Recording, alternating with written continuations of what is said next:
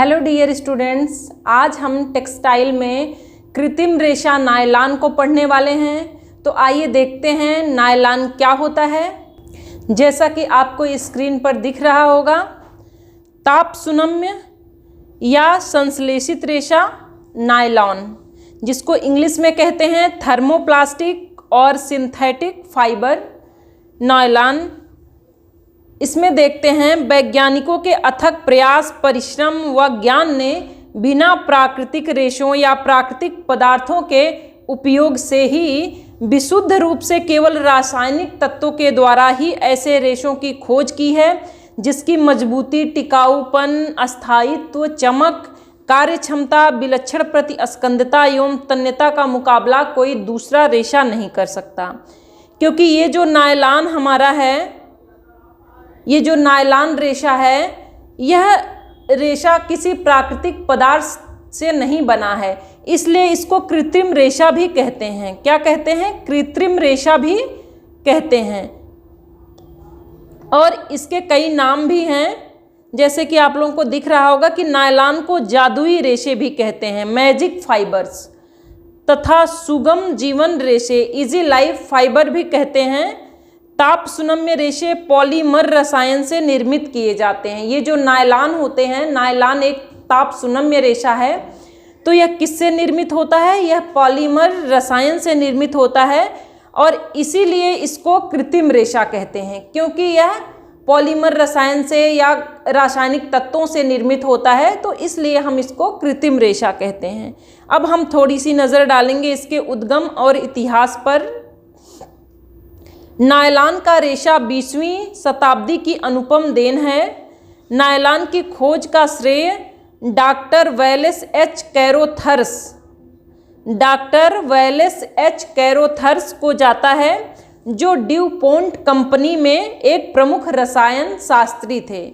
अगर पूछेगा कि नायलॉन के जन्मदाता कौन हैं, तो डॉक्टर वेलेस एच कैरोथर्स, ठीक है। और ये कौन थे? ये एक अमेरिका में एक कंपनी थी, ड्यूपोंट कंपनी, उसी में ये रसायन शास्त्री थे।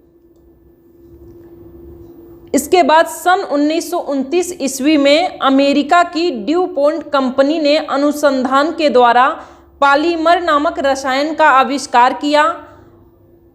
और पॉलीमराइजेशन का अर्थ क्या होता है, इसको देखेंगे तो पॉलीमराइजेशन का अर्थ है अणुओं को एक श्रृंखलाबद्ध रूप में एकत्र करना। कभी कभी ये भी क्वेश्चन एग्जाम में आ जाता है इस टाइप का कि पॉलीमराइजेशन का क्या अर्थ है, तो उसमें हम बताएंगे कि अणुओं को एक श्रृंखलाबद्ध रूप में एकत्र करना, ठीक है। इसके बाद आगे देखते हैं, सन 1935 ईस्वी में जो पॉलीमर बने थे वो किसके बने थे? तो वह हेक्सामेथिलीन डाइएमीन तथा एडिपिक एसिड या एडिपिक अम्ल, ठीक है। हेक्सामेथिलीन डाइएमीन तथा एडिपिक अम्ल से मिलकर बने थे। इन दोनों रसायनों में कार्बन के कितने परमाणु थे? 6। मतलब जो हेक्सामेथिलीन डाइएमीन था, इसमें भी कार्बन के 6 परमाणु थे और एडिपिक अम्ल में भी 6 परमाणु थे।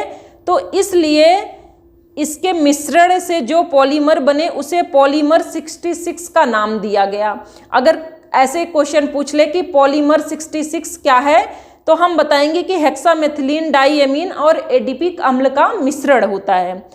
इसके बाद इस प्रकार प्रारंभ में जो नायलॉन का निर्माण हुआ उसे 66 पॉलीमर कहा गया। बाद में 1938 ईस्वी में इसका नाम नायलॉन रख दिया गया। तो नायलॉन का कोई शाब्दिक अर्थ नहीं होता है, बस ऐसे सुविधा के अनुसार इसका नाम ऐसे नायलॉन रख दिया। और मेन ये किसका बना होता है? 66 पॉलीमर, या कह सकते हैं हेक्सामेथिलीन डाइएमीन तथा एडिपिक एसिड का बना हुआ होता है। यहाँ हम इसका फार्मूला देख लेंगे। इसका फार्मूला क्या है? हेक्सामेथिलीन डाइएमीन का फार्मूला NH2CH26NH2, ठीक है। और एडिपिक अम्ल का जो फार्मूला है वो COOH, फिर CH2 फिर COOH, ठीक है।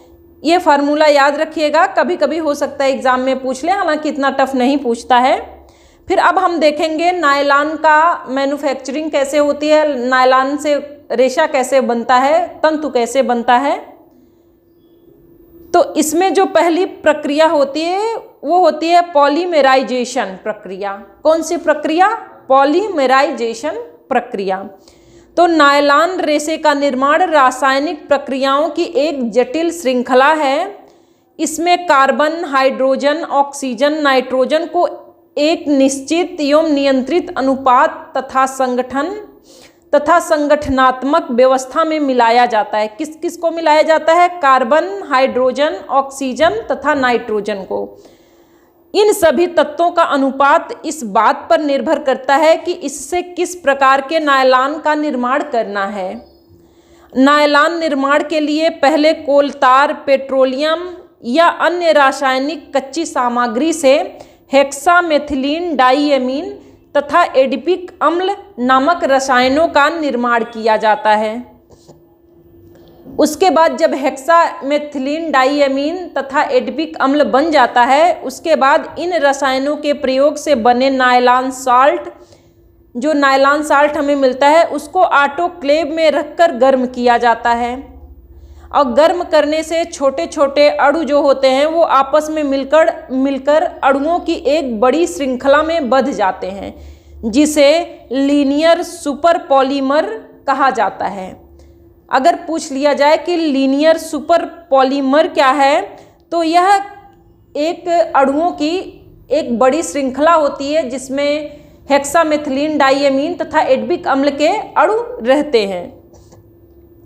फिर इसके बाद इस लीनियर सुपर पॉलीमर को कास्टिंग व्हील, एक कास्टिंग व्हील मशीन रहती है, पर बहाकर रिबन के रूप में तैयार कर लिया जाता है। तत्पश्चात इस रिबन पर ठंडा पानी डाला जाता है और जिससे यह रिबन जम जाता है। जब रिबन पर ठंडा पानी डाला जाएगा तो वह जम जाता है और फिर उसके बाद जमे हुए रिबन को छोटे छोटे टुकड़ों में काट लिया जाता है और रिबन के यह छोटे टुकड़े फ्लैक्स कहलाते हैं। क्या कहलाते हैं? फ्लैक्स कहलाते हैं। इसके बाद अब फ्लैक्स के छोटे टुकड़ों को पिघलाकर गाढ़ा घोल बनाया जाता है और इस गाढ़े घोल को स्पिनिरेट के छिद्रों से होकर गुजारा जाता है, जिससे धागा प्राप्त हो जाता है। ठीक है, तो यहाँ तक हम क्या करते हैं, फ्लैक्स के जो छोटे टुकड़े जो रिबन को काट कर फ्लैक्स बनाए जाते हैं, उसके छोटे छोटे टुकड़ों से हम घोल तैयार करते हैं। फिर घोल को हम स्पिनिरेट के छिद्रों में डालते हैं। अब आगे की प्रक्रिया हम देखते हैं कि स्पिनिरेट के छिद्र से रेशा कैसे निकलता है। तो देखते हैं स्पिनिरेट में से रेशा निकालना। तो फ्लैक्स के गर्म गाढ़े घोल को स्पिनिरेट के छिद्रों से होकर गुजारा जाता है और धागे की बारीकी के अनुसार स्पिनिरेट के छिद्रों का चुनाव किया जाता है। मतलब हमें कितना मोटा धागा चाहिए, कितना पतला धागा चाहिए, यह डिपेंड करता है कि जो स्पिनिरेट है उसका छिद्र कितना बारीक है। स्पिनिरेट के छिद्रों से निकलते ही हवा के संपर्क में आकर रेशे ठोस एवं कड़े हो जाते हैं। इन कड़े रेशों को कंडीशनर में से होकर गुजारा जाता है, क्योंकि रेशे जब बहुत कड़े होते हैं, बहुत टाइट होते हैं, तो उनको फिर कंडीशनर से होकर गुजारा जाता है, जिससे थोड़ा सा कोमल हो जाते हैं। यहाँ आकर रेशे थोड़े नरम हो जाते हैं या कोमल हो जाते हैं। यहीं इस पर कुछ ऐंठन देकर बट लिया जाता है, जिसे नायलॉन का सुंदर मजबूत लचीला धागा तैयार हो जाता है, जिसमें अद्वितीय चमक होती है। नायलॉन का जो धागा हमें प्राप्त होता है उसमें बहुत ज़्यादा चमक होती है, ऐसी चमक जो आँखों को चुभती है। तो इसके लिए इसकी चमक भी करने की एक प्रोसेस होती है। अब आगे देखते हैं। इसके बाद रेशों की खिंचाई या रेशों को खींचना, ड्राइंग आउट ऑफ फाइबर। जो रेशों को खींचना होता है उसको इंग्लिश में कहते हैं ड्राइंग आउट ऑफ फाइबर।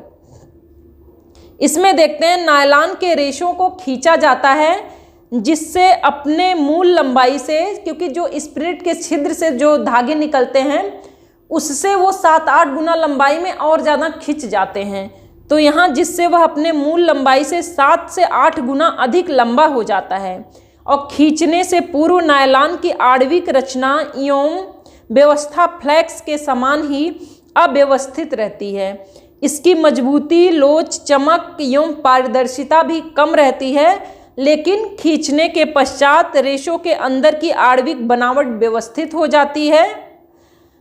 तथा अणु सीधे आपस में सटे हुए समानांतर एवं व्यवस्थित होकर एकहरी श्रृंखला में आबद्ध हो जाते हैं। मतलब जब तक हम रेशे को खींचते नहीं हैं तब तक उसके अणु अव्यवस्थित रूप में रहते हैं, लेकिन जब रेशे की खिंचाई हो जाती है, जब ड्राइंग उसकी हो जाती है, तो उसके खींचने के पश्चात जो उसके अणु होते हैं वो आपस में सटकर व्यवस्थित हो जाते हैं। इसके बाद रेशों का व्यास कम हो जाता है। खींचने के पश्चात जो रेशे मोटे होते हैं वो और पतले हो जाते हैं, तो उनका व्यास कम हो जाता है और वे अत्यंत महीन एवं लंबे हो जाते हैं। आगे देखते हैं, धागे को खींचने की प्रक्रिया मशीन से की जाती है। धागे को रील पर चढ़ाया जाता है। मशीन में कई रील लगे होते हैं। प्रत्येक अगली रील की गति पहली वाली रील की गति से अधिक रहती है। जैसे अगर धागे को 7 गुना खींचना है तो इसे 7 नंबर वाली रील पर चढ़ाते हैं और इसकी गति पहली रील की अपेक्षा 7 गुना अधिक होती है।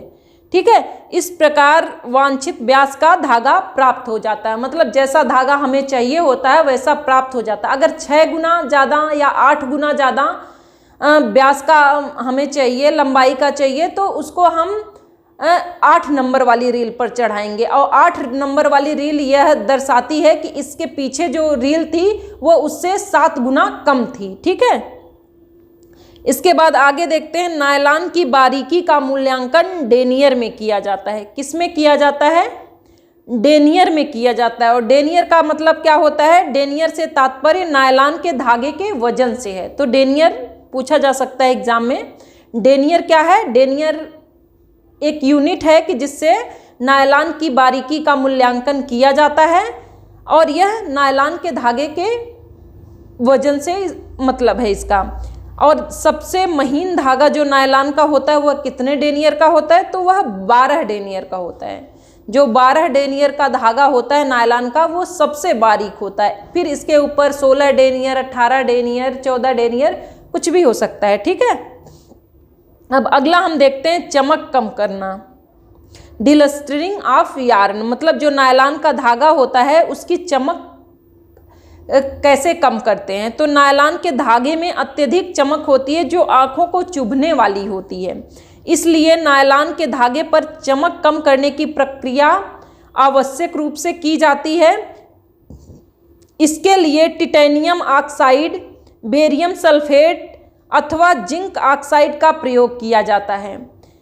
ये जो टिटेनियम ऑक्साइड और बेरियम सल्फेट और जिंक ऑक्साइड, इनका प्रयोग कैसे होता है? तो जब हम घोल बनाते हैं, जो फ्लैक्स होता है नायलॉन का, फ्लैक्स का जब घोल बनाते हैं तो उसी घोल में टिटेनियम ऑक्साइड या बेरियम सल्फेट या जिंक ऑक्साइड ये मिला देते हैं। ठीक है, और इसके मिलाने की वजह से जो नायलॉन का धागा होता है उसका कलर मंद पड़ जाता है। ठीक है, उसका कलर कम हो जाता है। तो ये याद रखिएगा कि किसका यूज करते हैं इसके लिए, तो टिटेनियम ऑक्साइड, बेरियम सल्फेट या जिंक ऑक्साइड। इसके बाद एक लाइन में हम देखेंगे या कह सकते हैं एक खाका देखेंगे कि कैसे नायलॉन का वस्त्र निर्माण होता है। अभी तो हम ऊपर डिटेल में पढ़े हैं, यहाँ एक बार फिर से देखते हैं कि जो हेक्सामेथिलीन डाइएमीन होता है इसको किस में मिलाया जाता है? एडबिक अम्ल के साथ। मतलब हेक्सामेथिलीन डाइएमीन को एडबिक अम्ल के साथ मिलाया जाता है तो क्या बनता है? नायलॉन साल्ट बनता है।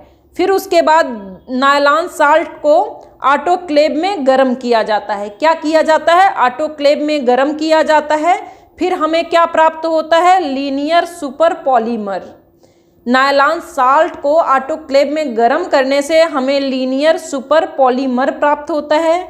उसके बाद लीनियर सुपर पॉलीमर को कास्टिंग चक्का या कास्टिंग व्हील से गुजारा जाता है, जिसके बाद से हमें नायलॉन रिबन प्राप्त होता है। क्या प्राप्त होता है? नायलॉन रिबन प्राप्त होता है। उसके बाद नायलॉन रिबन पर ठंडा पानी डाला जाता है जिससे रिबन जो है वह जम जाता है। क्या होता है? रिबन जम जाता है। उसके बाद जो जमा हुआ रिबन होता है उसके हम छोटे छोटे टुकड़े काट लेते हैं और उन छोटे टुकड़ों को हम क्या कहते हैं? Nylon flax. उसके बाद फ्लैक्स को पिघलाया जाता है और फ्लैक्स को पिघलाकर क्या बनाया जाता है, गाढ़ा घोल। गाढ़े घोल को फिर स्पिनिरेट के छिद्रों से गुजारा जाता है जिससे नायलॉन का धागा प्राप्त होता है। और उसके बाद नायलॉन के धागे को, जो स्पिनिरेट से प्राप्त नायलॉन का धागा होता है, उसको रील से, मशीन में जो रील लगी होती है उससे 7 से 8 गुना खिंचाई उसकी होती है, खींचा जाता है, जिससे हमें सूक्ष्म बारीक लचीला नायलॉन का धागा प्राप्त हो जाता है जो बुनाई के लिए उपयुक्त होता है। ठीक है, तो इतनी प्रोसेस है। इसको 1 2 3 4 5 6 7, इसमें 7 पॉइंट हैं। इसको पॉइंट वाइज आप सब याद कर लीजिएगा, देख लीजिएगा। इस तरह से याद रहेगी तो इसकी कभी प्रोसेसिंग भूलेगी नहीं। और इसका सीक्वेंस भी याद रहेगा आप लोगों को कि सबसे पहले हेक्सामेथिलीन डाइएमीन को एडिपिक साल्ट के साथ ऐड करते हैं तो नायलॉन साल्ट मिलता है। फिर नायलॉन साल्ट को ऑटोक्लेव में गर्म करते हैं तो लीनियर सुपर पॉलीमर मिलता है। फिर लीनियर सुपर पॉलीमर को हम कास्टिंग चक्का से होकर गुजारते हैं तो नायलॉन का रिबन प्राप्त होता है।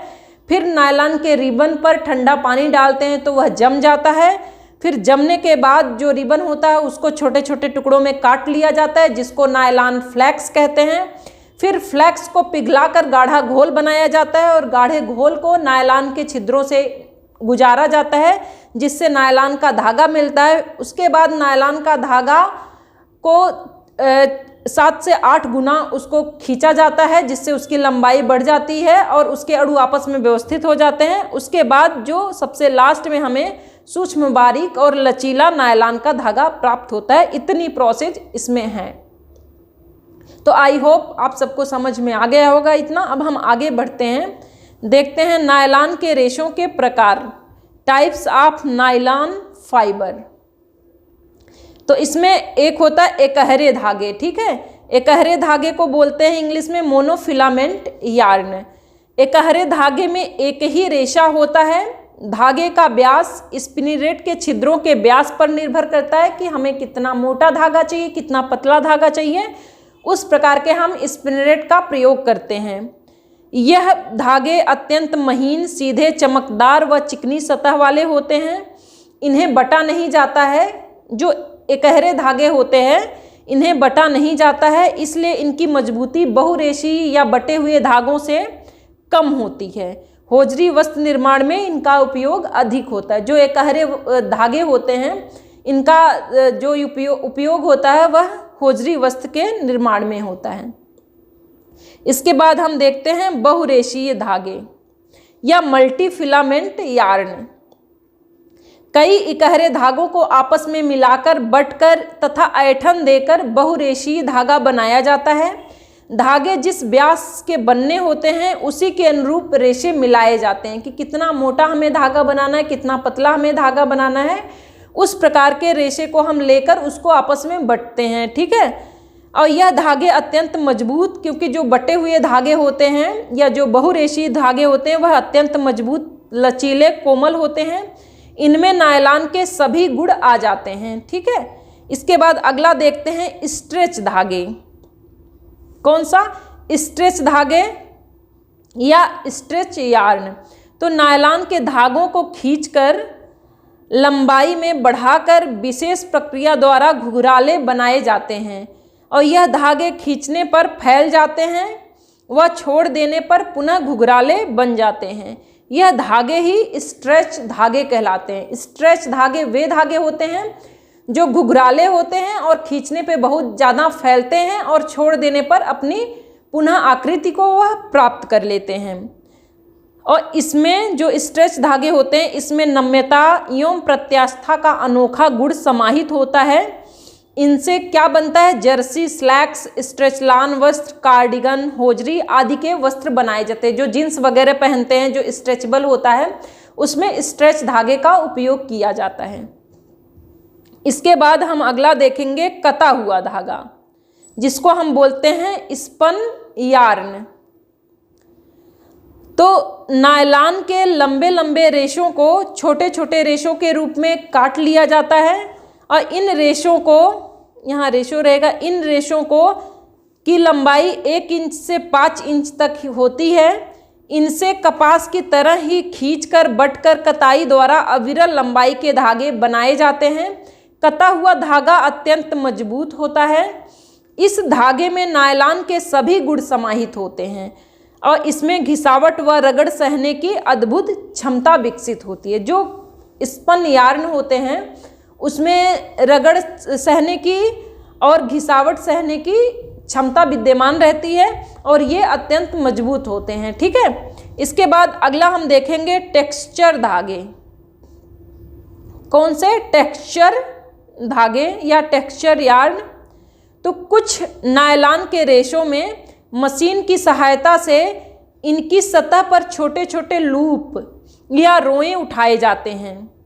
ठीक है, जो वस्त्र होता है उसके ऊपर छोटे छोटे रोए या लूप उठाए जाते हैं। इससे वस्त्र की सुंदरता एवं मोटाई और ज़्यादा बढ़ जाती है, परंतु वजन में अत्यंत हल्के होते हैं। लूप उठाने के लिए रेशों को एक विशेष प्रकार की मशीन में से गुजारा जाता है या निकाला जाता है, जिससे धागे में लूप उठ जाते हैं। लूप मतलब फर, जैसे जो रोएदार स्वेटर वगैरह आप देखे होंगे तो छूने में भी बहुत सॉफ्ट लगते हैं, तो वही होता है लूप या रोया। तो जिससे धागे में लूप उठ जाते हैं और लूप के आकार, उसके बीच की दूरी, धागे की लंबाई, ऐंठन आदि को मशीन द्वारा नियंत्रित किया जाता है। ठीक है, और ऐसे धागों से शाल, कंबल या गर्मी वाले आदि कपड़े बनाए जाते हैं। तो ये हो गया टेक्सचर धागे। तो टेक्सचर धागे की बात जहाँ आएगी वहाँ क्या होगा कि उसमें रोए तथा लूप होगा और उससे गर्म वस्त्र बनाए जाएंगे। अगला हम देखते हैं नायलॉन की विशेषताएं, कैरेक्टरिस्टिक ऑफ नायलॉन। तो इसकी 2 विशेषताएं होती हैं, जैसे अन्य रेशों के हम 2 विशेषताएं देखे हैं, एक भौतिक विशेषताएं देखे हैं और एक रासायनिक विशेषताएं देखे हैं। तो इसमें भी उसी टाइप से 2 विशेषता देखेंगे। आइए पहले बात कर लेते हैं हम भौतिक विशेषता की। तो भौतिक विशेषता में पहला हम देखते हैं संगठन, कंपोजिशन, मतलब किस चीज़ का ये बना होता है नायलॉन। तो नायलॉन शब्द से किसी एक रेशा का संबोधन नहीं होता है, बल्कि नायलॉन रेशे के एक वर्ग का नाम है। ठीक है, इस वर्ग में पॉलीमाइड पॉलीमर होते हैं, जिसमें कार्बन, हाइड्रोजन, ऑक्सीजन तथा नाइट्रोजन रहता है। इसमें जो मुख्य तत्व होते हैं वो 4 हैं, कार्बन, हाइड्रोजन, ऑक्सीजन और नाइट्रोजन। इसके बाद अगर हम इसकी माइक्रोस्कोपिक संरचना की बात करें कि माइक्रोस्कोप से देखने में ये कैसा दिखता है, तो इसको देखते हैं कि सूक्ष्मदर्शी इसकी रचना या माइक्रोस्कोपिक स्ट्रक्चर। इसमें सबसे पहले देख लेते हैं कि नग्न आँखों से देखने पे ये कैसा दिखता है। तो नग्न आँखों से देखने पर नायलॉन का रेशा पारदर्शी, चिकना व गोलाकार दिखाई देता है, जो सभी जगह से समान व्यास का होता है। ठीक है, एक समान व्यास का दिखाई देता है, बिल्कुल बराबर। तो ये नंगी आंखों से देखने पर नायलॉन का रेशा ऐसे दिखाई देता है, लेकिन माइक्रोस्कोप से देखने पर तो इसकी 2 काट होती है, एक होती है अनुप्रस्थ काट, एक होती है अनुदैर्ध्य काट। तो अनुप्रस्थ काट क्या होता है कि खड़ी काट अगर होती है तो वो अनुप्रस्थ होती है, लेकिन लंबवत अगर हम काटते हैं तो अनुदैर्ध्य होती है। ठीक है, तो अनुप्रस्थ काट में कैसे दिखता है? तो अनुप्रस्थ काट में गोल चित्तीदार दिखाई देता है। इसका अनुदैर्ध्य काट चिकना, पारदर्शी, गोलाकार व कांच के छड़ के समान बिल्कुल सीधा दिखाई देता है। ठीक है, तो अगर हम कहें अनुप्रस्थ काट की तो गोल चित्तीदार दिखाई देगा, लेकिन लंबवत काट की अगर हम अनुदैर्ध्य काट की बात करें तो उसमें यह पारदर्शी, गोलाकार तथा कांच के छड़ की भांति बिल्कुल सीधा दिखाई देता है। तो इसका जो माइक्रोस्कोपिक स्ट्रक्चर है इसको जरूर याद रखिएगा, कई बार कई रेशों के बारे में पूछा गया है तो इससे क्वेश्चन बनते हैं। इसके बाद अगला हम इसकी देखते हैं भौतिक विशेषता में चमक, जिसको इंग्लिश में बोलते हैं लेस्चर। तो नायलॉन का रेशा स्वभावतः अत्यधिक चमकदार होता है। इसकी चमक को कम करने के लिए वस्त्र निर्माण हेतु गाढ़े घोल में चमक कम करने वाला रासायनिक पदार्थ डाला जाता है, और वो रासायनिक पदार्थ कौन से हैं? टिटेनियम ऑक्साइड या बेरियम सल्फेट। ऐसे कुछ पदार्थ हैं जिनको इसका जो गाढ़ा घोल बनाया जाता है, जो फ्लैक्स का गाढ़ा घोल बनाया जाता है, जिसको हम स्पिनिरेट के छिद्र में डालकर फिर रेशा बनाते हैं, उसी में टिटेनियम ऑक्साइड या बेरियम सल्फेट इसी को मिला दिया जाता है, जिससे क्या होता है कि इसकी चमक मंद पड़ जाती है। अब आगे हम देखेंगे, बात करेंगे मजबूती की, स्ट्रेंथ की। तो नायलॉन का धागा अत्यंत मजबूत होता है। इसकी यह मजबूती हाइड्रोजन बॉन्ड के कारण होती है। ऐसे क्वेश्चन आ सकता है कि नायलॉन के रेशे की मजबूती किसके कारण होती है, तो इसकी मजबूती हाइड्रोजन बॉन्ड के कारण होती है। इसलिए नायलॉन के वस्त्र हल्के परंतु अत्यंत मजबूत होते हैं। इनमें घर्षण, रगड़ तथा घिसावट सहने की असाधारण क्षमता होती है। और इसमें अब बात करते हैं हम प्रत्यास्था की, इलास्टिसिटी। तो नायलॉन के रेशों में अद्भुत प्रत्यास्था का गुण पाया जाता है। इसके वस्त्र को खींचकर फैला देने के बावजूद छोड़ देने पर पुनः अपने पूर्व आकृति प्राप्त कर लेते हैं। इसमें विलक्षण एवं असाधारण गुण विद्यमान रहता है। तो प्रत्यास्था, जैसा कि आप लोग जानते होंगे, पीछे भी कई टॉपिक में बताया गया है, जैसे ऊन में भी बताया गया है कि वस्त्र को खींचने के बाद जब हम उसको छोड़ते हैं तो अपनी पूर्व आकृति ग्रहण कर लेता है, या जितना ज़्यादा खींचता है उसको ही हम बोलते हैं प्रत्यास्था। जैसे आप रबड़ ले लीजिए, रबड़ को ऐसे खींचेंगे तो खींच जाएगा, और जब उसको आप छोड़ेंगे तो फिर से वह अपनी पुरानी आकृति को ग्रहण कर लेता है। तो यह क्वालिटी होती है प्रत्यास्था या इलास्टिसिटी। अब हम अगला बात करते हैं प्रतिस्कंदता की या रेजिस्टेंसी की।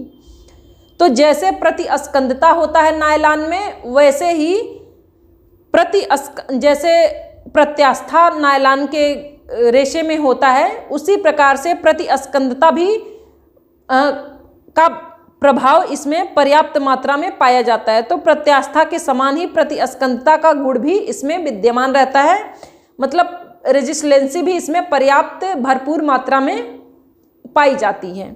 इसके बाद अगली हम बात करते हैं तनाव सामर्थ्य की। तो तनाव सामर्थ्य में जो है, इसमें तनाव सामर्थ्य का अद्भुत गुण पाया जाता है। इसके रेशों को तोड़ मरोड़ कर, ऐंठ कर, झुका कर अथवा टेढ़े मेढ़े रखने से भी यह नहीं टूटते हैं तथा पूर्व आकृति ग्रहण कर लेते हैं। मतलब जो नायलॉन के रेशे होते हैं या नायलॉन के रेशों से बने वस्त्र होते हैं, उनको किसी भी प्रकार से हम तोड़ मरोड़ के रख के फिर अगर छोड़ दें तो वह फिर से अपने वापस पूर्व अवस्था में आ जाएंगे।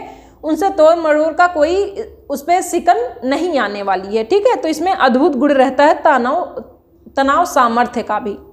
अब अगले बात करते हैं क्वालिटी की। तो यह है अवशोषकता एवं आर्द्रता प्रतिधारण क्षमता की। तो नायलॉन में अवशोषकता का अभाव रहता है। अवशोषकता मतलब पानी सोखने की क्षमता। यह वस्त्र जल्दी भीगते नहीं हैं तथा पानी चिकनी सतह के सहारे फिसल कर बह जाता है। तो यह इनके अंदर पानी सोखने का गुण इसलिए नहीं विद्यमान रहता है क्योंकि इसके जो धागे रहते हैं, जो रेशे बहुत बारीक होते हैं और आपस में वह इतने अच्छे से या मजबूती से सटे होते हैं कि उनके बीच में कोई भी स्पेस नहीं रहता, थोड़ी सी भी जगह नहीं रहती, जिसकी वजह से ना ही अंदर पानी जा पाता है और उसकी सतह से ही फिसल जाता है। बहुत चिकनी सतह वाले होते हैं नायलॉन के वस्त्र, तो इसलिए यह पानी नहीं सोखते हैं। और इस गुण के कारण इस पे धूल गंदगी भी अंदर तक नहीं जाती, वह भी सतह के ऊपर से फिसल जाती है और इसलिए इसकी धुलाई बहुत आसान होती है। यह गुण इसकी धुलाई क्रिया के लिए अति लाभकारी होता है। नायलॉन की आर्द्रता प्रतिधारण क्षमता 11 से 12% होती है। आर्द्रता प्रतिधारण क्षमता क्या होती है? तो आर्द्रता प्रतिधारण क्षमता, जब वस्त्र सूख जाता है तो उसमें कितने प्रतिशत नमी रह जाती है, यह होता है आर्द्रता प्रतिधारण क्षमता। तो हर रेशे की अपनी अलग आर्द्रता प्रतिधारण क्षमता होती है। तो नायलॉन की जो आर्द्रता प्रतिधारण क्षमता है वह 11 से 12% है। ठीक है, तो जो अवशोषकता होता है वह अलग चीज होता है। अवशोषकता मतलब पानी सोखने की क्षमता भीगने पे, जैसे हम वस्त्र को भिगाए तो वह कितना पानी सोख रहा है। और आर्द्रता प्रतिधारण क्षमता से मतलब है कि जब वस्त्र सूख गया हो तो उसमें नमी कितनी है। ठीक है, इसके बाद अगला हम देखते हैं सिकन प्रतिरोधकता।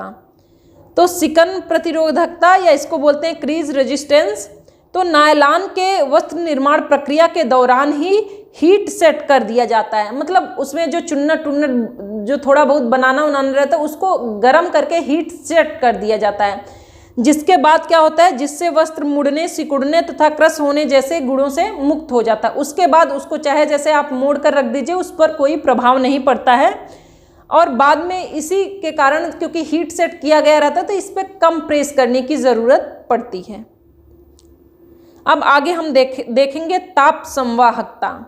अगर ताप संवाहकता की बात करें या हीट कंडक्टिविटी की बात करें तो नायलॉन के रेशे ताप के कुचालक होते हैं, बैड कंडक्टर होते हैं, क्योंकि इसके जो रेशे होते हैं आपस में इतने सटे हुए होते हैं कि हवा आर पार नहीं जा सकती है। तो यह ठंडी के मौसम के लिए उपयुक्त होते हैं। गर्मी के मौसम में इसको नहीं पहना जा सकता क्योंकि गर्मी में ना यह पसीना सोखते हैं ना हवा ही अंदर आने देते हैं, तो इसीलिए नायलॉन के रेशे ये ताप के कुचालक होते हैं। लेकिन अगर नायलॉन में हम कपास के रेशे को मिलाकर कोई वस्त्र या रेशा तैयार करते हैं या लिलन का हम रेशा मिला के कुछ तैयार करते हैं तो इसकी जो क्वालिटी होगी, जो यह ताप का मतलब ताप के जो कुचालक हैं वह सुचालक में हो जाएंगे, क्योंकि फिर उसके बाद जो रेशा इसमें मिलाएंगे हम नायलॉन के रेशे में उसका गुण यह ग्रहण कर लेगा। ठीक है, तो अगर नायलॉन की बात करें तो कैसे होते हैं, ताप के कुचालक होते हैं और नायलॉन के वस्त्र गर्मी आर्द्र मौसम के लिए अनुकूल नहीं होते हैं। अगला हम देखते हैं श्रिंकेज या संकुचन। तो नायलॉन के वस्त्र सिकुड़ते नहीं हैं और ना ही इनकी आकार व आकृति बिगड़ती है, क्योंकि इसको एक विशेष आकार व आकृति पर पहले से ही हीट सेट कर दिया जाता है। ठीक है, हीट सेट करने की वजह से ये जैसे के तैसे बने रहते हैं, ज़्यादा सिकुड़न इनमें नहीं आती है। अब आगे हम बात करते हैं सफाई और धुलाई की। तो नायलॉन के वस्त्र चिकनी सतह वाले होते हैं, इसलिए इन पर धूल कण व गंदगियां शीघ्रता से नहीं चिपकती हैं और इसकी सफाई और धुलाई अत्यंत सरल है, दाग धब्बे आसानी से छूट जाते हैं। इसके बाद अगर हम बात करें फफूंद एवं कीड़ों का प्रभाव, तो नायलॉन के वस्त्र पर फफूंदी एवं कीड़ों का कोई हानिकारक प्रभाव नहीं पड़ता है। ठीक है, तो नायलॉन पर लेकिन अगर गीली अवस्था में और पसीने वगैरह, हाँ गीली अवस्था में अगर इसको हम रख देते हैं तो हो सकता है कि फफूंदी वगैरह लग जाए, लेकिन बहुत कम चांसेस हैं। ठीक है, तो नायलॉन के वस्त्र पर ना ही कीड़ों का कोई प्रभाव पड़ता है ना ही फफूंदी का। इसके बाद अब हम देखेंगे रासायनिक विशेषताएं, केमिकल कैरेक्टरिस्टिक। तो पहला इसमें देखते हैं अम्ल का प्रभाव, इफेक्ट ऑफ एसिड्स। तो तीव्र गर्म एवं शक्तिशाली अकार्बनिक अम्ल जैसे नाइट्रिक, सल्फ्यूरिक, हाइड्रोक्लोरिक, यहाँ क्लोरिक रहेगा, हाइड्रोक्लोरिक अम्ल नायलॉन के रेशों को पूर्णतः नष्ट कर देते हैं, परंतु तनु ठंडे कार्बनिक अम्ल जैसे ऑक्जेलिक अम्ल, साइट्रिक अम्ल आदि का इस पर कोई हानिकारक प्रभाव नहीं पड़ता है। तो जो कार्बनिक, वो भी कैसे कार्बनिक, तनु कार्बनिक अम्ल होते हैं, इनका नायलॉन पर कोई हानिकारक प्रभाव नहीं पड़ता है। लेकिन अगर तीव्र अम्ल है वो भी अकार्बनिक, तो वह रेशे के लिए नुकसानदायक है। अब क्षार की बात अगर हम करते हैं, क्षार का प्रभाव नायलॉन पर, तो नायलॉन के रेशों पर क्षार का कोई प्रभाव नहीं पड़ता है, अतः इसे किसी भी प्रकार के साबुन अथवा शोधक पदार्थ से धोया जा सकता है। ठीक है, कैसी भी धुलाई हम इसको कर सकते हैं, इस पर क्षार का कोई हानिकारक प्रभाव नहीं पड़ता है। इसके बाद बात हम करते हैं रंगों का प्रभाव। तो इस पर सभी रंग आसानी से चढ़ते हैं और पक्के रहते हैं। नायलॉन का रेशा प्रोटीन रेशा है, इसलिए अमीनो रंग, डिस्पर्स रंग तथा अम्लीय रंगों द्वारा रंगा जा सकता है। इसके बाद इस पे देखते हैं पसीने का प्रभाव। तो नायलॉन के वस्त्र पसीने नहीं सोखते हैं, तो इसलिए इन पर पसीनों का कोई हानिकारक प्रभाव नहीं पड़ता है। ठीक है, क्योंकि ये वस्त्र पसीने सोखते ही नहीं है, लेकिन फिर भी अगर बार बार पसीने के संपर्क में आ रहे हैं और इसको धुला भी नहीं अच्छे से जा रहा है तो थोड़ा सा कलर इसका डल हो जाता है। ठीक है, रंग पर इसके असर पड़ता है पसीने का, लेकिन वस्त्र के रेशे कमजोर नहीं होते हैं। इसके बाद अगला हम देखते हैं विरंजक का प्रभाव। तो तेज व शक्तिशाली ब्लीच से नायलॉन के रेशे प्रभावित होते हैं। इसलिए ब्लीच हेतु तनु घोल का प्रयोग करना चाहिए। जैसे हाइड्रोजन पराक्साइड, हाइड्रोजन पराक्साइड एक तनु घोल है, तनु ब्लीच है, तो इसका हम प्रयोग नायलॉन के लिए कर सकते हैं। तो आज ये हमारा टॉपिक कंप्लीट हो गया। तो आज इतना ही, नेक्स्ट टॉपिक में हम कुछ और देखेंगे। धन्यवाद।